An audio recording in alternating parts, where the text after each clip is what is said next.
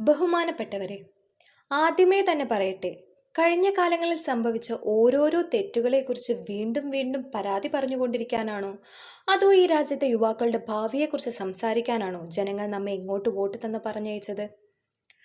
പഴയ കണക്കുകൾ തീർക്കാൻ നിങ്ങൾ എത്ര മണിക്കൂർ വേണമെങ്കിലും എടുത്തോളൂ. പക്ഷെ അത് കഴിഞ്ഞിട്ടെങ്കിലും രാജ്യത്തെ തൊഴിലില്ലായ്മയെക്കുറിച്ചും വിലക്കയറ്റത്തെക്കുറിച്ചും സംസാരിക്കാൻ നിങ്ങൾ തയ്യാറാണോ? നമ്മുടെ ബഹുമാനപ്പെട്ട പ്രധാനമന്ത്രി കഴിഞ്ഞ 12 വർഷമായി ഈ സഭയിലുണ്ട്. ഞാനിവിടെ എത്തിയിട്ട് വെറും 12 മാസമേ ആയിട്ടുള്ളൂ. എങ്കിലും എനിക്ക് ചെറിയൊരു ഉപദേശമുണ്ട്. ഏതാനും മാസങ്ങൾക്ക് മുമ്പ് നടന്ന തിരഞ്ഞെടുപ്പ് സമയത്ത് പ്രതിപക്ഷ പാർട്ടികളും നേതാക്കളും അദ്ദേഹത്തെ എത്രത്തോളം അധിക്ഷേപിച്ചു എന്നതിനെക്കുറിച്ച് അദ്ദേഹം ഒരു പട്ടിക പുറത്തിറക്കിയിരുന്നു. അതിൽ ഏകദേശം 90-99 അധിക്ഷേപങ്ങൾ അദ്ദേഹം അക്കമിട്ട് നിരത്തിയിരുന്നു. അതുകൊണ്ട് എനിക്ക് അദ്ദേഹത്തോട് ചെറിയൊരു ഉപദേശമുണ്ട്. നെഹ്റുജിയെക്കുറിച്ച് നിങ്ങൾക്ക് എത്ര പരാതികളുണ്ടോ? അദ്ദേഹം ചെയ്ത തെറ്റുകളായി നിങ്ങൾ കരുതുന്നവ എന്തൊക്കെയാണോ? നിങ്ങളുടെ മനസ്സിൽ എത്രത്തോളം അധിക്ഷേപങ്ങൾ ബാക്കിയുണ്ടോ? അവയുടെ എല്ലാം ഒരു പട്ടിക കൂടി അങ്ങ് തയ്യാറാക്കൂ. ഇല്ലില്ല, എൻ്റെ വാക്കുകൾ അവസാനിച്ചിട്ടില്ല. 999 അധിക്ഷേപങ്ങളോ അല്ലെങ്കിൽ 9999 അധിക്ഷേപങ്ങളോ ഉള്ള ഒരു പട്ടിക തന്നെ തയ്യാറാക്കൂ. അതിനുശേഷം നമുക്കൊരു സമയം നിശ്ചയിക്കാം.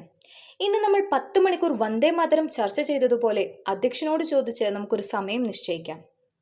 10 മണിക്കൂറോ 20 മണിക്കൂറോ 40 മണിക്കൂറോ, നിങ്ങളുടെ ഈ പരാതികൾ തീരാൻ എത്ര സമയം വേണമെങ്കിലും എടുത്തോളൂ. ആ സമയത്ത് നിങ്ങൾ ശാന്തരായിരിക്കണം. നമുക്ക് ചർച്ച ചെയ്യാം.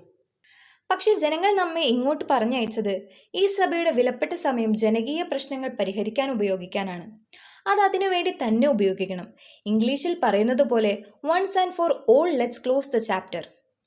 അത് ക്ലോസ് ചെയ്യൂ. രാജ്യം കേൾക്കട്ടെ നിങ്ങളുടെ പരാതികൾ എന്തൊക്കെയാണെന്ന്. രാജീവ് ജി എന്തു ചെയ്തു? കുടുംബവാഴ്ച എന്നാൽ എന്താണ്? നെഹ്റുജിക്ക് എന്ത് തെറ്റുപറ്റി? എല്ലാം പറഞ്ഞു തീർക്കൂ. എന്നിട്ടത് അവസാനിപ്പിക്കൂ. അതിനുശേഷം നമുക്ക് തൊഴിലില്ലായ്മയെക്കുറിച്ച് സംസാരിക്കാം, വിലക്കയറ്റത്തെക്കുറിച്ച് സംസാരിക്കാം, സ്ത്രീകളുടെ പ്രശ്നങ്ങളെക്കുറിച്ച് സംസാരിക്കാം. PMOയിൽ നടക്കുന്നത് എന്താണെന്നും ബെറ്റിംഗ് ആപ്പുകളെക്കുറിച്ചുള്ള ആരോപണങ്ങളെക്കുറിച്ചും നമുക്ക് സംസാരിക്കാം.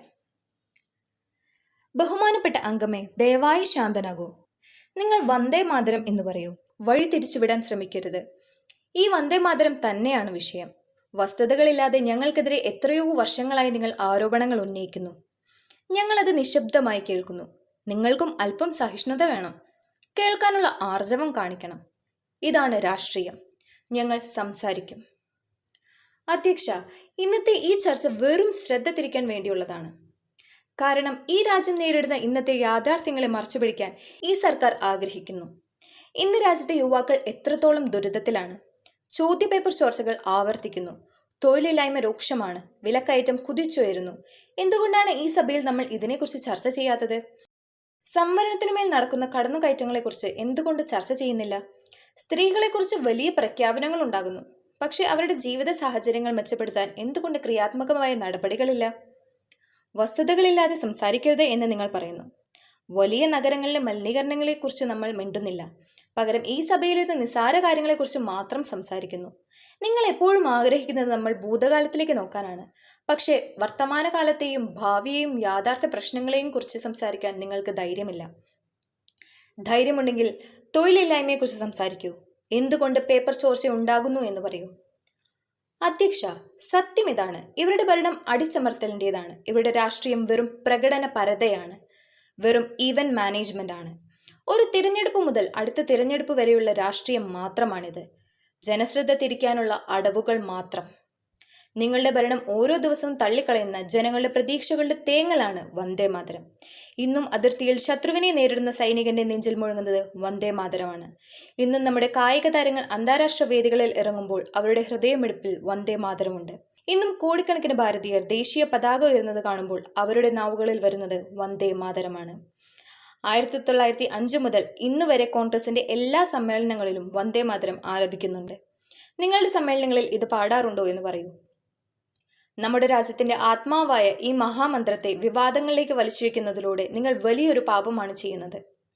ആ പാപത്തിൽ കോൺഗ്രസ് പാർട്ടി പങ്കാളികളാവില്ല. ഈ ദേശീയ ഗീതമായ വന്ദേ മാതരം ഇന്നും ഞങ്ങൾക്ക് പ്രിയപ്പെട്ടതാണ്.